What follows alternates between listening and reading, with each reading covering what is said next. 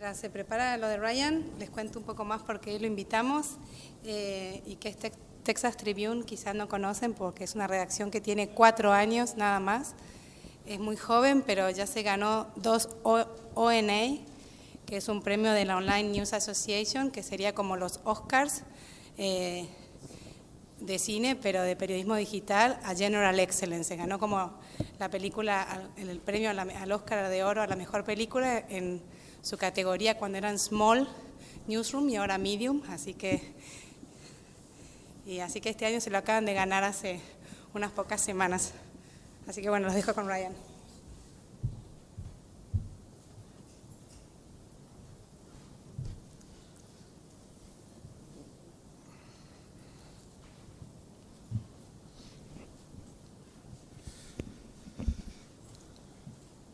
All right. Hello. Sorry about that little delay there. Wow, got to move some things around, but hola. So my name is Ryan Murphy. I've had a wonderful introduction, but yes, I am a news apps developer at the Texas Tribune. Here's our site here. We are a organization that has been around, as I said, for about 4 years now, just about to have our 4th birthday. And we were started with the intention of giving Texas, the state of Texas, a more kind of comprehensive statewide coverage at the political level. We cover politics and public policy and kind of focus on the things that are going to affect everyone in the state based on what's happening at the Capitol. We're based in Austin, Texas, which is a beautiful city in Texas, which I recommend everyone go visit. And I had to bring this up just a little bit. As I know, Argentina is very well known for its preparations of meat, and we too are very proud of how we go as well. So we have that common bond. So I appreciate that. But I had to throw a couple of these in here just to tease you just a little bit. So I have one more. These are all from a place called Franklin's Barbecue, which is again put on your list if you come pay a visit to Austin. So I am a member of our very, very new news apps team, which we put together, kind of split off from another team, our technology IT team, to kind of have a devoted staff that was going to handle all of the big data, kind of, not really the term big data, but deal with the data sets that we're already kind of managing on a regular basis, and also kind of handle going forward, having people who are dedicated to making interactives and developing visualizations and essentially making content for the site. We still have a separate tech team that is kind of responsible for the back end and for maintaining the site, and they will also kind of help with a lot of the heavy lifting if we need a massive database to power something that we're putting together. So kind of two and a half parts to kind of the talk I'm going to give today. One of the first thing I'm kind of address is at the Texas Tribune, kind of because we're so young, we kind of had the ability to kind of lay the groundwork for and kind of set the rules that we wanted to have from the very beginning. We didn't have a lot of legacy from a paper that's been around 100 years that we kind of had to overturn. So this has enabled us to be very, very data conscious, very data aware, and kind of have that presence that kind of established across the entire newsroom. So here's what's worked for us so far. So one of our probably biggest things is that developers, particularly news apps developers like me, are treated as like first-class citizens in the newsroom. We are not there just to serve the reporters or serve the editorial staff. We are actually members of editorial. We report to the same editors that everyone else in the newsroom does. We participate in the same meetings. I may get ahead of myself here, but I'll work it around. We participate in the same meetings that all the other reporters do. We're expected to have ideas, to come prepared to discuss, and to potentially be an equal player in the newsroom. Yeah, kind of touched on that too. Every meeting, every kind of decision that potentially will involve us, we get to have a say in, which is really works well because we, again, kind of we're never putting it into a bind where, the whole concept is delivered to us and we're told, okay, make this happen. It's very we get to go back and forth. We get to kind of have that kind of input that we feel in almost all cases is going to make the final product better.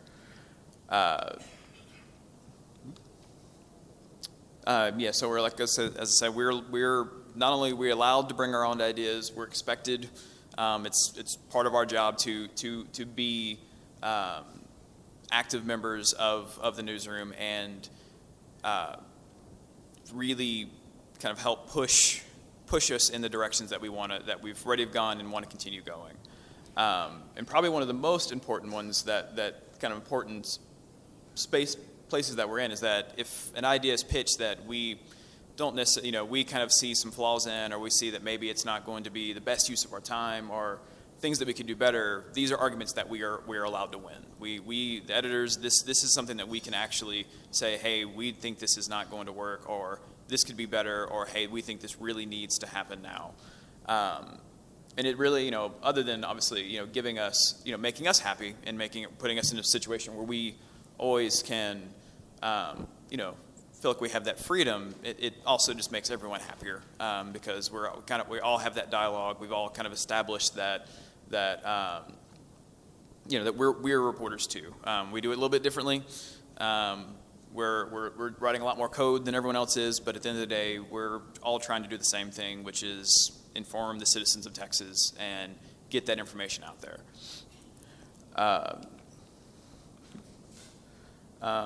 Also that too. We're also kind of also edited on the same level as the reporters. So anything that we create, editors are going to have a pass through. They're going to look through. They're going to critique. They're going to say, why is this text here? This makes no sense. That happens very often. We're, again, kind of the whole concept of us being treated at the same level as all the other reporters. So just to give a couple examples of what we have, this was a interactive that we had put together. So in the state of Texas, we have our legislative session. So when our representatives and our senators meet, we do it every 2 years. We're one of those part-time legislators that that sometimes you hear about. But we have this thing where, we're not entirely unique in this, in that if at any time the governor of the state can decide, I'm actually describing the wrong one, but it was similar to this. I'll go ahead and say it anyways. Anytime the governor can say, hey, everybody come back. This thing was not solved. We did not complete this is one of my agenda items, or it failed while we're in the process of trying to write the law, trying to prepare the laws. Everyone come back, we're going to do it again. And that was kind of one of the ones that I had ended up pitching just kind of in the newsroom, this finding that data set, seeing like the history of all the times a governor has ever done that. And I was just like, hey, I can scrape this data. We can have it. It'll be something it's very topical at this time because we were in the process of being called back and ended up being called back twice for the same exact reason.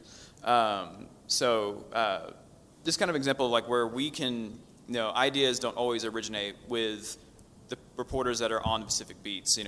As we're, kind of going through the websites and going through and just kind of paying attention to what's happening, we have those of us that are doing the development and doing the data work can also say, hey, I found this is really cool. We'll present this at the meeting as something that, hey, we think we can do something with this. The one that I'm actually showing here that looks very similar to it is also kind of related where, again, the governor, once the session ends, there's kind of a time lapse there where if there's a bill that was passed all the way out to the House and Senate that he doesn't agree with, he can just say, nope, we're not going to do this. Our governor. Governor Rick Perry has had a kind of storied history of being very, very liberal with his veto pen. You can see here in 2009, he did a total of 39 vetoes. And we, again, kind of the same thing where we had this kind of historical data set that was very topical. We knew vetoes were coming, and we wanted to kind of peg it on that. And I had been kind of sitting on that data set for a while. I just kind of came across it and was like, I'm going to scrape this and just save it and see what happens, for a good day. And then finally that day came where we knew he was about to do his announcements, and we spun it out and got it out there pretty quick. And this was kind of another one. So as the session was going on, we had a lot of, obviously there's certain tracks, certain bill subjects that get a lot of attention. One of the big ones for us was that we had a lot of bills, again, being from Texas, confirming stereotypes. We had a lot of bills on guns. We had a lot of bills on whether or not, where you can carry guns, how they had to be reported to the state, what steps you had to take to get them. And we already had kind of an interface for providing our readers of, here's the bills that have been filed. But we didn't really have a good way of tracking them, of saying, okay, here's the bill that, today this one's coming up. It's on the calendar. They're going to present this today, and it's either going to, get, taken on to the next step, or it's going to die here. So we kind of partnered with a reporter and said, all right, go through all these bills and just, tell me which ones we need to pay attention to. We ended up doing this for a bunch of different subjects. We had one on healthcare. We had one on ethics, on this kind of ethics things, how they were going to have to disclose their campaign finance, money they were raising, lobbyist interactions. As you may imagine, those bills did not get very far. But it was a good effort. But yeah, so this was kind of one of those things where we knew that we had this kind of data that we were tracking this stuff already. We just weren't presenting it in any way that the readers could come and revisit, which was one of the big things we wanted, was something that someone could bookmark and come back around to and be able to kind of just keep an eye every day on things that are moving up and down the chain. So the second big thing for the Tribune, and this was one of my biggest ones. Yes, this one is my favorite. And one of the things that kind of blew me away when I started at the Tribune, and I definitely have to give credit to people like Matt Stiles, who's at NPR now, who kind of had pushed this before I got there. Every reporter is expected to be thinking like a data reporter. No one is going through their beat, the public education reporter or the energy reporter, without being aware of the possibilities of any data they come across. So, as they're interviewing their sources, one of the big things that we always kind of say is, if a source is going to give you a number, you already know what the next question you're going to ask is. Where's that number coming from? Can I get the spreadsheet? Can I get the database? And even if it, most times it doesn't always even result in something that we're going to create, but it's a really solid policy that we've established that keeps keeps us very busy, which is good, but also lets us all kind of collaborate really well. So also in addition to that, we also have made a strong effort to also just beyond encouraging reporters to keep track of numbers that they see or make the request, making the open records request to get that sort of data. We also do regular trainings to ensure that everyone who's also in the newsroom also knows what actually is possible. And this includes, kind of just showing, sometimes it's essentially show and tells of, here are the cool things we've been doing lately. If you have anything that you think could work with this, keep that in mind. And just ensuring that, if everyone in the newsroom has the capability of working with a spreadsheet, working with a pivot table, doing the summing and stuff. So those sort of things don't always have to come to us. We're always glad to help, but it's definitely one of those things where we can, those basic tasks that normally, sometimes a reporter would bring to us and say, hey, we need you to do this. This is going to run tomorrow. I'm sorry, I don't know what you're doing, but it has to stop now. We can kind of keep that stuff away and really focus on the bigger things. And one of the biggest things is that reporters know our very, very strong hatred toward anything that's in PDF form. So they don't make the mistake of ever not saying that. It's known across company-wide that is never a thing that we want. So it's a strong effort across the board. So just kind of a couple examples of things that we've done that resulted from this sort of expectation from the reporters. Morgan Smith, who is our public education reporter who covers all the kind of lower education issues, we had during this past year this thing called C-Scope, which, if I remember correctly, is actually not an acronym, which was the best part about that. So it actually doesn't stand for anything. But what it was a lesson plan that the state kind of put together that was intended for small schools, so schools that were in rural areas, schools that didn't have a lot of money, that they would be able to use and they would be able to get access to. I think they still paid like a nominal fee for it, but it was meant to be these school districts that just didn't have the funds to build an entire curriculum, hire lesson planners, hire lesson builders. But what happened was, and kind of a little bit of irony, is that the state, particularly the lawmakers, were getting a lot of pushback from citizens because there were a lot of lessons that were teaching a little bit about other religions. There were some sections about this is what Islam is, and some people were not as thrilled about that as they could have been. So what ended up happening was that this program was defunded. It was yanked away. All the teachers were told, you can't use this anymore, which was really good for them because this happened about the beginning of summer. The school year in the U.S. starts beginning of fall, right around August. So they were kind of told, at the beginning of the summer, oh, hey, you can't use this anymore. Good luck. But what was the key thing here is, again, because this was originally a data set that was intended to be purchased and used, it had copyrights. It was protected that, they didn't want it to just be handed out. But the flip on that was, as soon as they said, okay, this is not legal anymore, we were able to get it. That kind of lifted the copyright. We were able to say, okay, can we have the lessons then? And this was a case of where our reporter, our public education reporter, actually realized, oh, these things aren't protected. Everyone had only seen like one lesson or two lessons. The ones that were aggravating everyone, those were the ones that were being handed around. But what we wanted to do was like, well, if all these lessons are available and all of them are actually like searchable documents, why don't we just put them all up? Why don't we just make this available? If this is something that everyone's having a discussion about, we kind of pegged it on there was actually meetings about kind of like how they were going to pivot from this situation. So she entirely on her own just said, okay, I'm gonna see if I can get them. And then she just kind of came to me and said, I have a lot of documents for you. And it was an experience of getting those all into Document Cloud. We had, I think it was like 15,000 or something. I spent at least 2 whole nights just babysitting a thing to push them in there.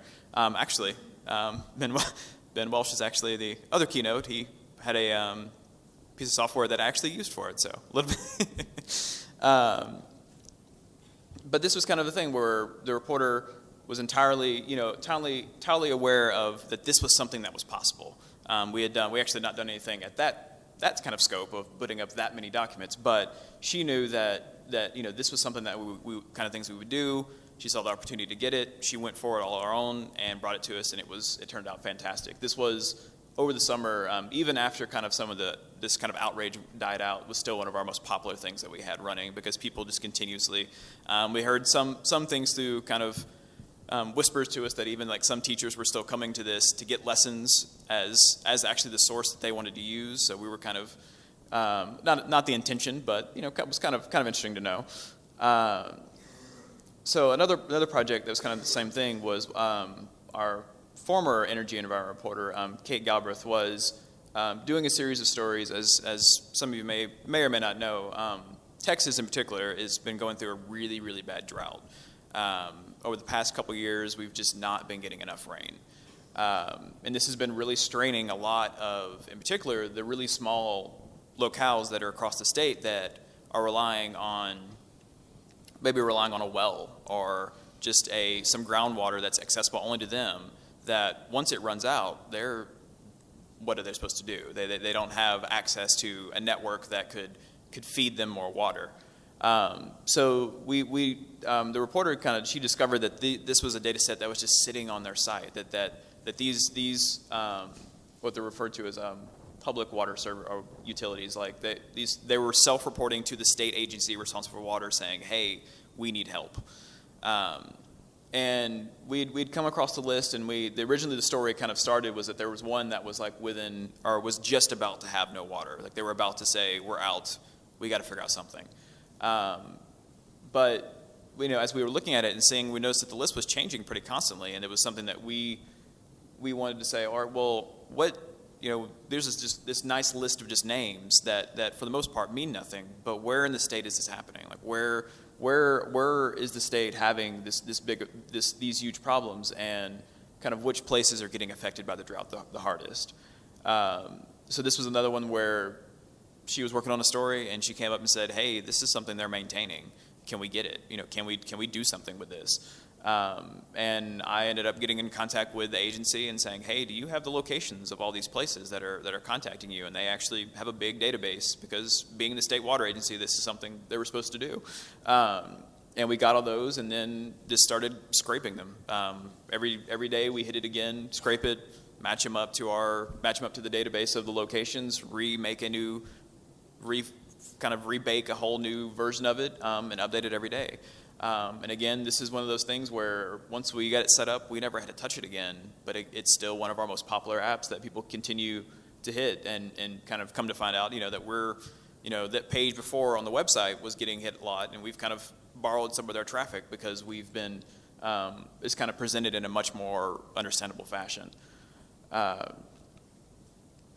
And this is another one that's kind of going to what involving water, in particular fracking, which is the kind of the extraction of natural gas from the earth. Texas has been booming with this recently. It's been kind of our latest kind of energy hot topic. And again, actually, the same reporter, Kate Galbraith, was doing a story on kind of how these wells, where they're just kind of the leftover water from all these things that they're doing, was where was it going? This is water that if it gets into a water supply, it's really bad news. This is non-potable water. So again, she was doing a story. She was kind of cherry picking certain cities, saying things, or from people that she'd heard saying, hey, this is a problem. It's really putting us in a bind. But said, oh, and by the way, on this website, there's this little search form that if you type this in, you select all the right things, you'll get this list of them. And being the person that I am, as soon as I saw that there was a search function, that meant I could start scraping something. So what we did is that we pulled them. It did it over, actually I remember, this was actually right around NICAR, and I remember doing at least half of this on a plane, web scraping from a plane. It was entirely pointless for me to do that, but I just wanted to be able to say I did it. But was slowly just pulling them down, because we had to take our time getting them, because if we tried to pull too many, they would shut us off. So it was kind of like grab one every 30 seconds. And we ended up collecting over 7,000 points, every single well at that time that was active in the state. And then we wanted to throw them on a map and just kind of let that be an additional context to run with her stories. This was actually an interactive that we had built that was able to be embedded anywhere that we wanted to do it. You could give it a coordinate, and that would be where it would load. So every time she would do a story, we would go pinpoint it on the area that she was covering and put it in the story, nice little embed. She would always have a little thing that would travel with it. Other news outlets were able to do this. We handed it off to papers that were up in the Panhandle, up in North Texas, that were able to run it on their sites and have it localized just to them, just to show their area. So yeah, I mean, it's kind of, again, kind of the thing where we, having the reporters at that level of being aware really helps us out, and also, of course, makes it where we can, devote more of our time to doing the really cool things with what they find, and less kind of being the people whose trying to cover every single beat that we have that we're trying to maintain. So one of the third kind of big thing for us is that we're although we are always on the deadline, as everyone always is, we're given the freedom to kind of push away. If there's something that we're wanting to do that's going to be really, really neat, or some technology or some application that we want to use, we have the ability, pending, very, dire circumstances where we can't do something like that, we're able to say, hey, I'm going to, don't expect me to be doing too much this week. I'm learning this, but with the promise that something is going to be really neat, really nice next week. And the biggest thing, and probably the biggest one from this whole kind of this column of the Tribune is anything is possible with enough time. And so if I remember correctly, yes, I consider this one of the most important things, so I do it again. There it is. Anything is possible with enough time. And this is kind of one of the things that we've been really kind of stressing, even particularly just kind of recently, in that we're a very small staff. We're currently, if you include the kind of the events department and the business side, who's kind of handling membership, as I maybe didn't make clearly, we're a nonprofit, so we kind of operate on a public media model where we have members who subscribe, and we have foundations and sponsors.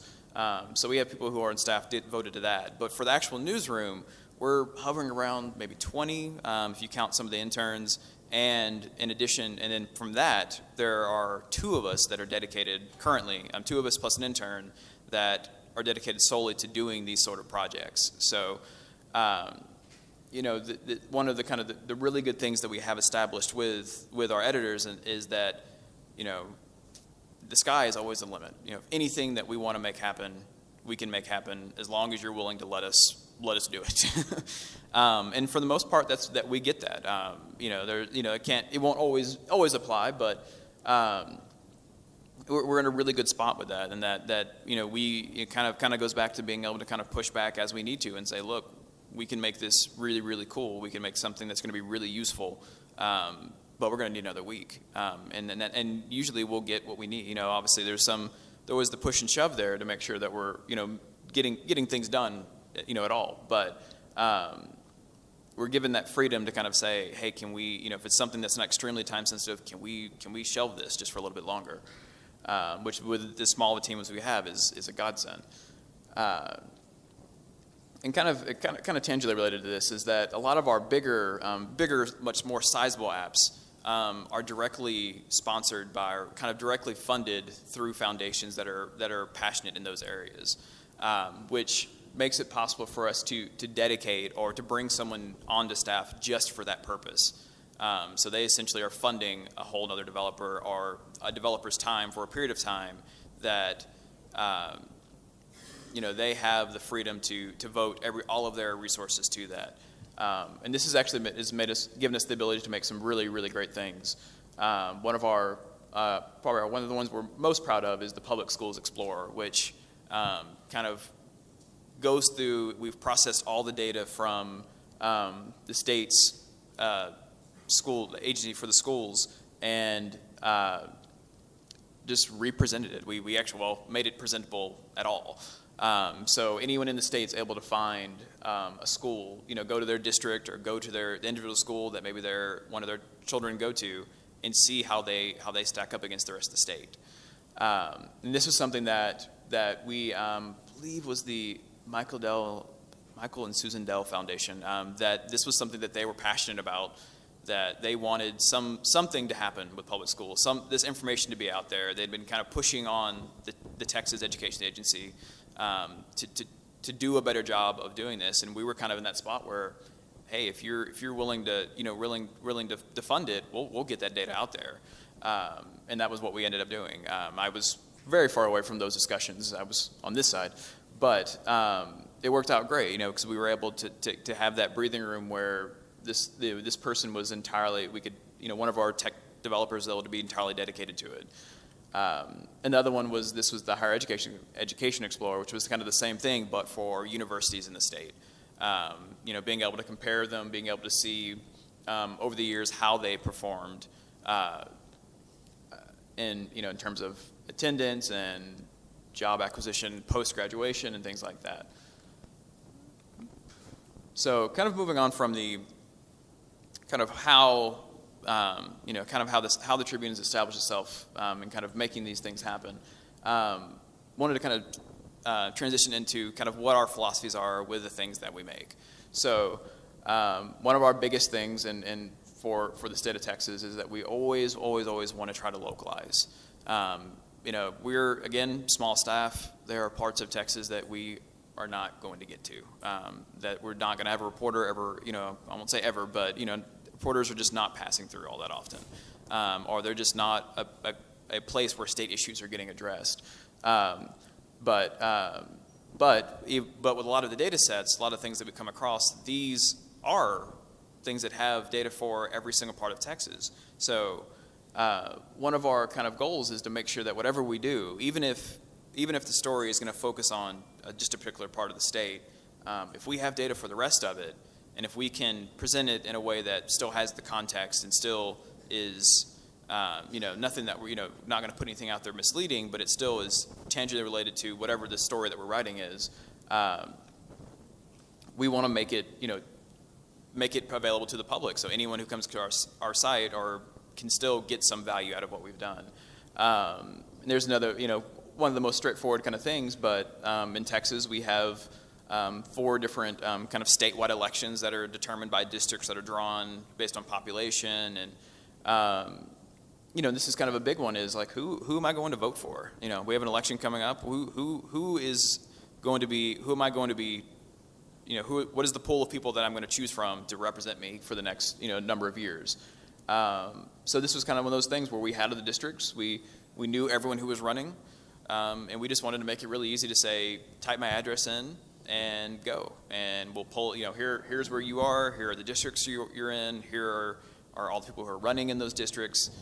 So we kind of were able to make this, kind of a voting guide almost for anyone in the state, even though, we were never, we may not be covering this race way off in West Texas, as close as some of them that, in like a Houston one, for example.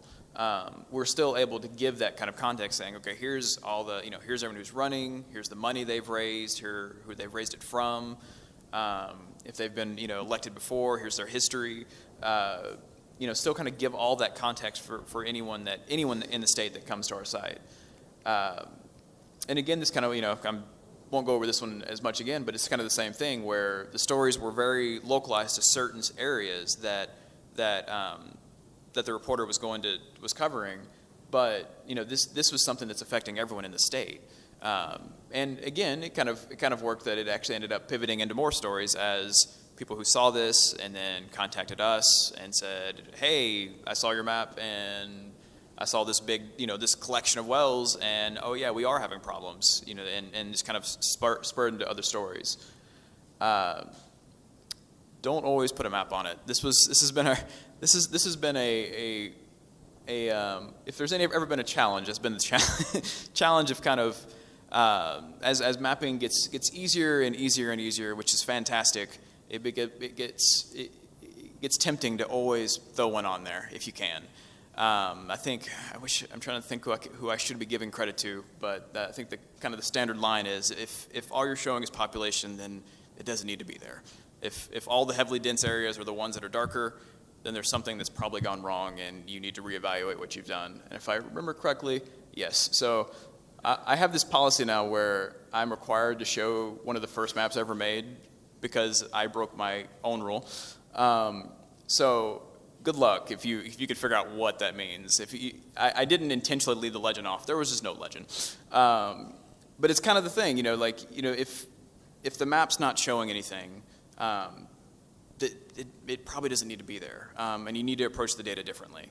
And this was kind of a thing where we went through our phase where we were very map happy, and we kind of stepped back and said, all right, this we can always make one. It's going to be colorful. It's going to be eye catching, but at the end of the day, is it something that's actually going to be worth anyone looking at? Or even worse, is it something that's going to be misleading because we've kind of boxed ourselves up where we can't even give the context to it because we're so latched onto this number, to a number we're trying to show. If you can make it happen, if you can somehow not repeat yourself, you shouldn't.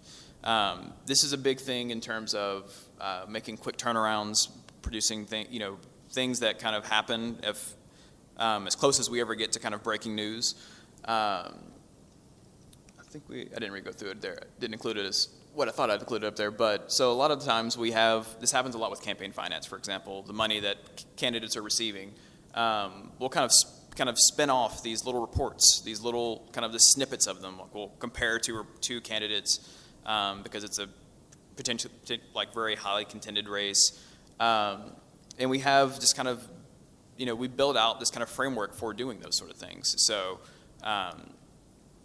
anytime a reporter's like, hey, I'm about to write about these two, I go in, I select them, I hit go, I have a new report for them. It can run with a story, it can run standalone, they can kind of add some context to it there. But instead of always having to go back around and re-scrape it and re-prepare it and stuff, we do it once well, and then we don't have to do it again. It's the lazier you can be, the better. And kind of one of the next lessons here is APIs, if you can create them, are always going to be your friend. One of the most useful things we had was we did it earlier this year. If anyone had heard about, we had some events happen in the state. It was right after the Boston Marathon bombings, actually, where a fertilizer plant just north of Austin actually exploded. Entirely no one had any idea that it was about to happen, and it did a lot of damage. People, it was very close to a school, and it kind of sparked a conversation about who's tracking these things and why, is there any oversight in terms of making sure that these are being watched and being tested, and is there a decision process that says, hey, it's okay to build a middle school less than a tenth of a mile away from it? So that was kind of what we wanted to address, was that we had this data set of all these kind of plants that were very like this, these things that were considered potentially high risk, and we wanted to know like where are there any others that are kind of in the same setup as the one that we had happen north of Austin. Again, it sounds like something that would be pretty complicated to do. We have this data set of these factories. We want to see if there's schools nearby. We want to see if there's hospitals nearby, which is another data set that we had. And it sounds like something that'd be very complicated to kind of just chuck together. But fortunately, if you remember the Public Schools Explorer, which we did like the year before, this was actually we actually built out an API with this. One of the features of this app was that when you hit the landing page of it, one of the entry points for it was find schools near me. We wanted it to be as easy as possible. If someone was sitting at their house, to find the district, to find the school that their son or daughter went to, and the fact that we already had that made spinning off the other interactive very, very easy because we already had that functionality built out. All it took was you'd give it a lat long, and it would come back with saying, here are the closest 5. And they made it really easy to just kind of add that to anything else that we ever wanted that functionality for. And the hospital data was the same way, where we had the collection of all the hospitals, we knew where they were, and we just, had same kind of thing, where we had the ability to say, here's a point, tell me what's near this, that's all I want to know. And then from there, we could just add that to anything that we wanted to kind of give that additional context to. Internal tools are important too. So things that maybe are not being built for publication, but things that make everyone's lives easier. And sometimes, again, it actually ends up being something that we end up publishing. But one of our reporters was kind of keeping track. We have our next kind of big statewide election is next year. And everyone's jumping in and out of elections. They don't actually have to decide what they're running for until January. That's when they officially apply. So, it's a daily occurrence where someone says, I'm going to run for this. And then the next day they're like, I don't know, because someone else responded to them or something. So it's really a mess. Everyone's kind of just jumping around. It's kind of like a very complicated chess game where everyone's trying to see if they can surprise someone else. But I had a reporter that was just kind of keeping track of this in an Excel spreadsheet, and it was working for him, but no one else could understand it. He had his own kind of structure that he had established there. And whenever I kind of saw that he had this, I was like, oh, let's make this easier. Let's build this into our system to where at the end of the day, once all this kind of hopping around ends, we'll be able to take what you already have and immediately know, okay, who's running for what. We can flip a switch once election time starts and say, all right, here's where everyone landed once they finally stopped jumping around. And then kind of an extension of that, once we'd built out that service, we actually ended up saying, oh, well, we just publish this because this is a living document that we're writing stories about constantly, so why don't we have somewhere where this is living?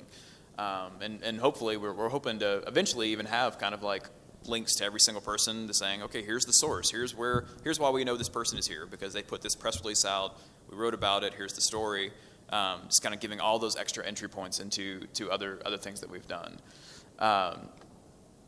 And another one is, again, kind of coming back to campaign finance and the money that the candidates are raising. The Texas Ethics Commission, which is responsible for keeping track of these things, where everyone sends in their information, puts the data out, and a lot of it's in PDFs, and they do a big kind of data dump where it's in an Access database and some CSVs, and they're great. We work with them, but the problem is that a lot of times those nicely packaged versions come out 2-3 weeks after someone files, which is that's forever. Especially when everyone else in the state is going to write a story about it too. It's kind of that race to kind of analyze it and understand it.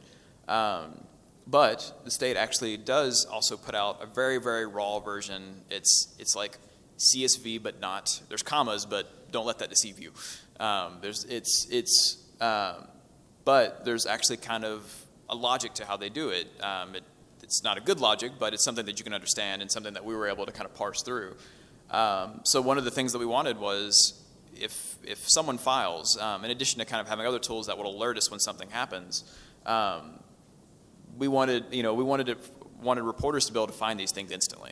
If this was someone filed, we didn't want them to have to ask us, hey, can you pull this down and clean it up and turn it into something I can look through in a spreadsheet.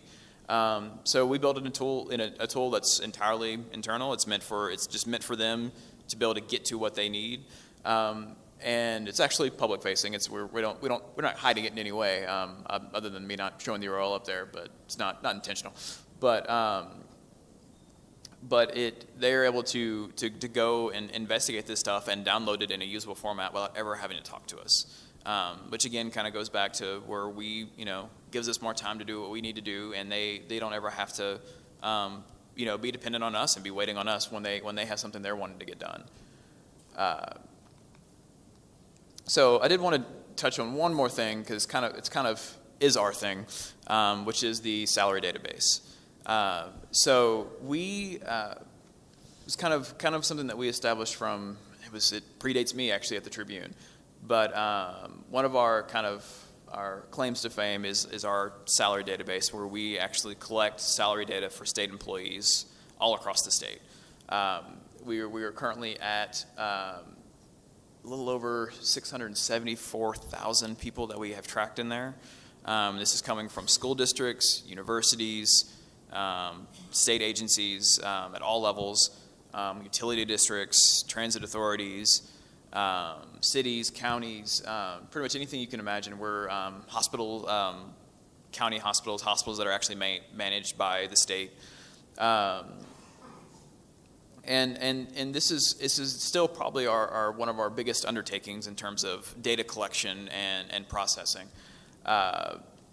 We and when I say we, I mean usually me, actually have to contact every single agency individually with an open records request, usually tailored to their own kind of quirks and things that they usually have to deal with.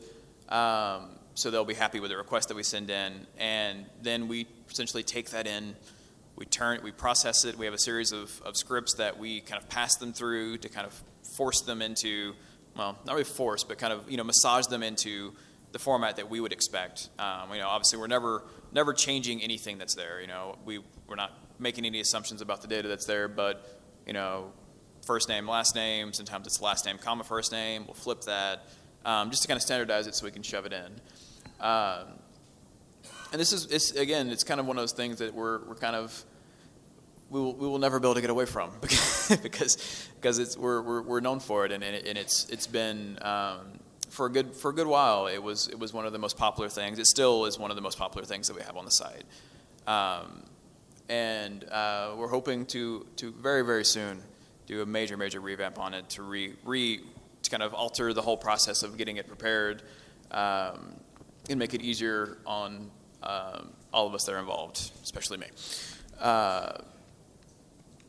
So that kind of wraps up my actual talk. Here, just kind of throwing up some of our things. I'm RD Murphy on Twitter. We have Trib Nerds is actually kind of our home base for all of our kind of news apps, the data stuff that we're doing. We're on GitHub, so love for you to follow us and get involved or ask questions. We're always glad to help. Yeah, thank you.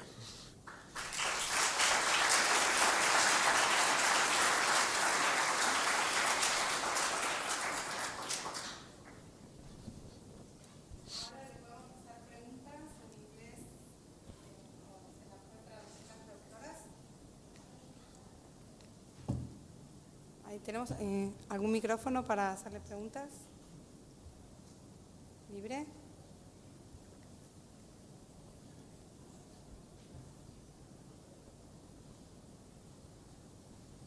Tenemos 15 minutos para preguntarle.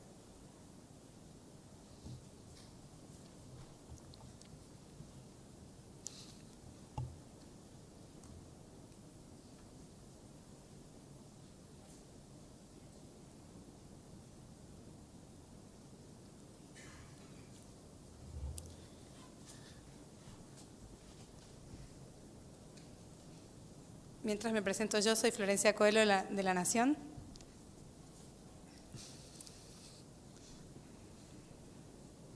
¿Quién quiere preguntar? Ahí está. What kind of changes have you seen in Texas with the information that you develop or process? Have you seen any major changes, any major impact in life of Texas? Yeah, we actually have a very, very recent example of that.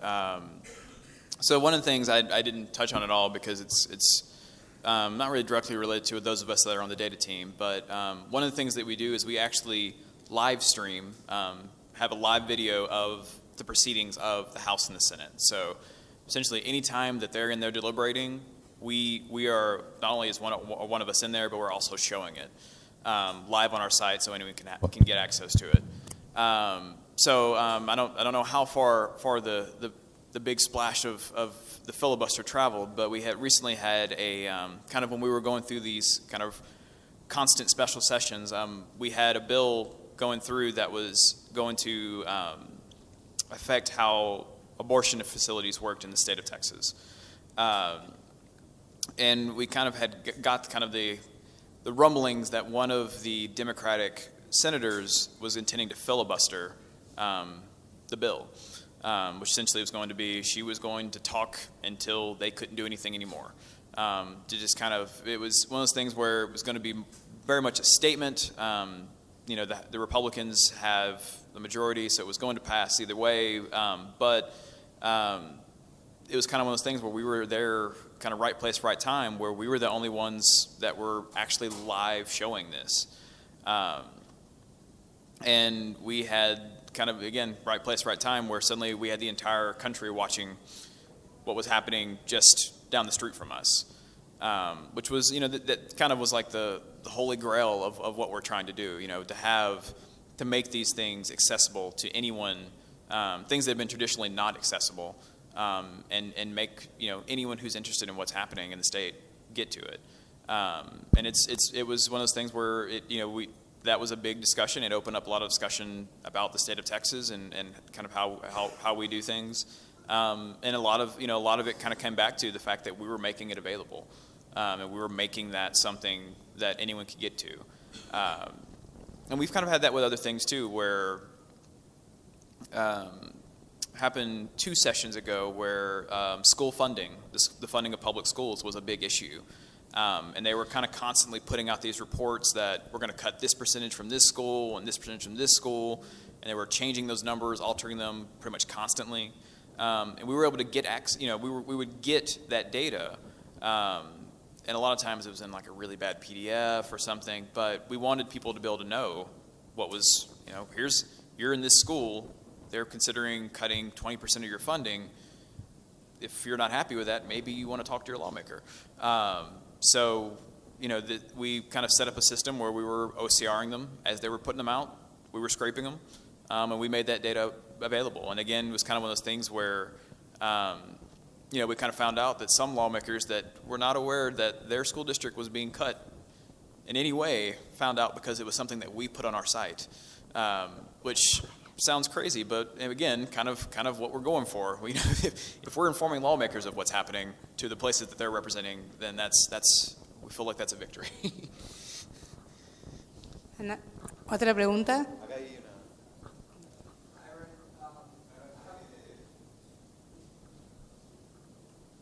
No.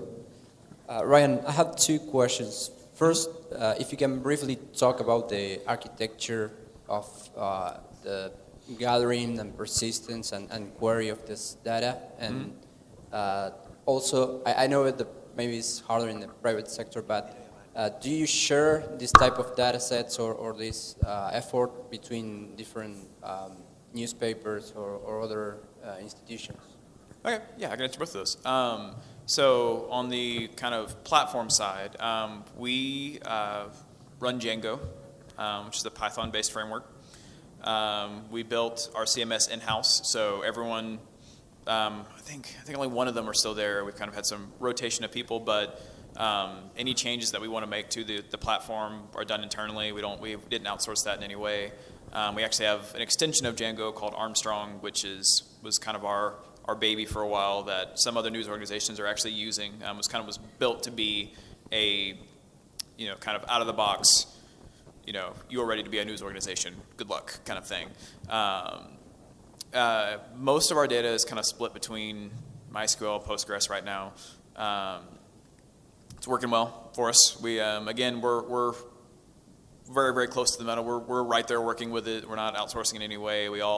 Everything that's in there, we put in there ourselves. So we have a lot of freedoms there where, we can get pretty much anything we want done very quickly. We don't have a completely separate IT team or anything that's kind of that we have to go through for that. I just blanked on your second question. Did access? Okay. So the Tribune, our policy is you are free to use anything that we put out, news organization or otherwise. So all we ask is that we're given credit for it. And this includes stories, this includes data. Every data set that I've shown, we make available for anyone to use. A lot of it's state data anyway, so we're not gonna hold that hostage in any way. That's something we got from the state. We may have cleaned it up, but we encourage anyone to take it, use it, make their own things. That we're thrilled when that happens. For the stories, we kind of operate like a wire in that any newspaper, any outlet that wants to run one of our stories, go for it. Again, just give us credit. There's many papers across the state that run kind of the smallish papers that run our stories front page because we're covering issues at the state level that are going to affect them, but they just don't have the money or the funds, the people to send there to cover them. So we have really good relationships with a lot of the mid-sized papers. We produce video pieces and radio pieces as well that we also share with TV stations across the state and radio stations across the state. Again, same thing. They run it, give us credit. We're all happy. We would like them to tell us just so we know, because it's cool to know that people are using our things. But that was kind of our philosophy from the start with being a nonprofit and kind of doing this, in the spirit of being for the people of Texas. We didn't want to have the less barriers, the better, and that's been our philosophy since the beginning. Another question. Hi. Well, sorry. You said you had really good relationships with the mid-sized papers. Yeah. Does that mean you have some not so good relationship with the bigger ones? And on top of that, where would you like to go on next? I mean, you've shown some really nice projects, but still, at least for me, the big thing about data mining is that every project you finish means there's 10 more you want to finish. So Yeah. each time you do one, the list grows. Yeah. So what's that list for you? So the large papers, some of them were not as big of a fan of us as as some of the mid-sized ones were, definitely. And it was just kind of, it was kind of like, being the new people in town. We and when I say we, again, I was not there yet at the very beginning, but suddenly to kind of, to have the audacity to kind of show up and say, state politics is not being covered well, when all these papers have bureaus that are in the capital. It rubbed some of them a little wrong to say, okay, we're going to come and do this better than you. But things are all good now. We all get along now. It was kind of one of those things, that kind of like that. If someone comes and says we're gonna take care of this now, you're gonna be a little whoa. We were here first. But we actually have good relationships with all of them. The larger papers like the Dallas Morning News, Houston Chronicle, Austin American Statesman, they even run our stories as well. Kind of the reason I mentioned the mid-size is they're like our biggest market for that, because again, a lot of those bigger papers have the capacity to actually have someone in Austin. A lot of them have bureaus that are just down the street from us that they're covering the same things we are. So for them, relying on us is not of a big of a thing. We've done a number of we've even done some data projects that we've kind of partnered with those larger papers that, they wanted to do something at a state level. That's obviously what we do. They planned on localizing for whatever area they were covering, but, we knew that we could both get a really, really good story out of it if we collaborated. We've done a number where I've kind of been the data reporter pairing up with a reporter from another outlet, where they kind of the same thing that we do in our office, except I was working with someone who was in San Antonio, where they had a really, really cool data set, and they just at that time didn't have the capacity to produce to do something that they wanted to do with it. So they contacted us and said, hey, let's talk. We'll run it on our site. You run it on your site. We actually have a partnership with the New York Times as well, where every Friday and Sunday we actually run stories in the Times, in the Texas edition. So on the website we're there always, but New York Times prints out a version of the paper just for Texas. They do that for other states as well, but there's a Texas edition that has an insert that's just Texas issues. And that kind of works in our favor too, and that sometimes we'll have a story that is a collaboration between the Dallas Morning News and the Texas Tribune that we choose to also run in the New York Times. So suddenly we have a story that's running on our site, the Dallas Morning News, and the New York Times, which just, I don't know, I don't know if it is actually that exciting, but for me it always just seems like such a crazy thing that we're bridging that gap in such a way. Could you repeat the second one? I've already blanked on it.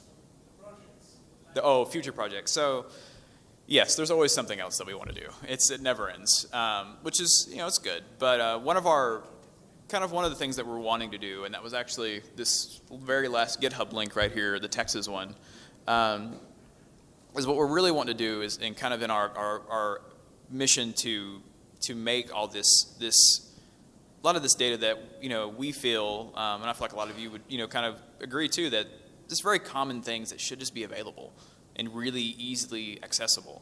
And this includes county level data, census level data. People who know how to get to them by reaching out to certain areas, but it's not all aggregated somewhere. So that's kind of one of our kind of long-reaching another mission another goal that we'll never be able to actually reach, but we'll gladly work toward.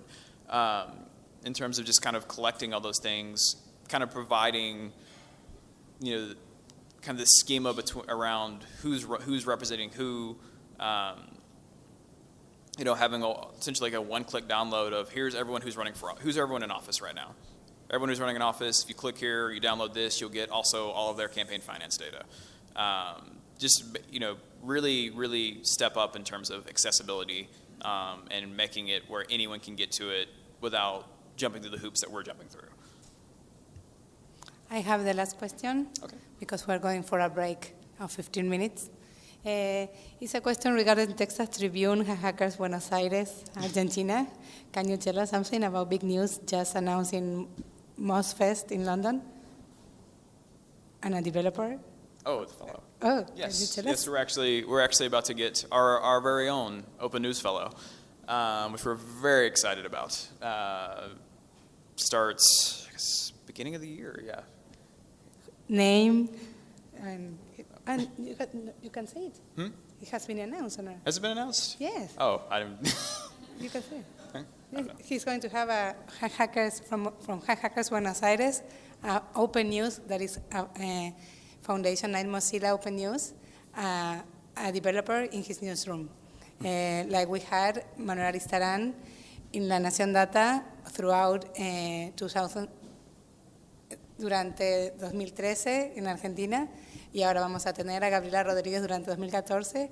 Texas Tribune es otra redacción que va a ser como partner de Night Mozilla Open News durante 2014, así que La Nación, Texas Tribune, New York Times, Internews en Kenia y ProPublica son 5 redacciones que van a tener un developer durante un año en 2014, así que bueno, por eso fue otro motivo que lo invitamos a Ryan a estar con nosotros en este DataFest. Muchas gracias, Ryan.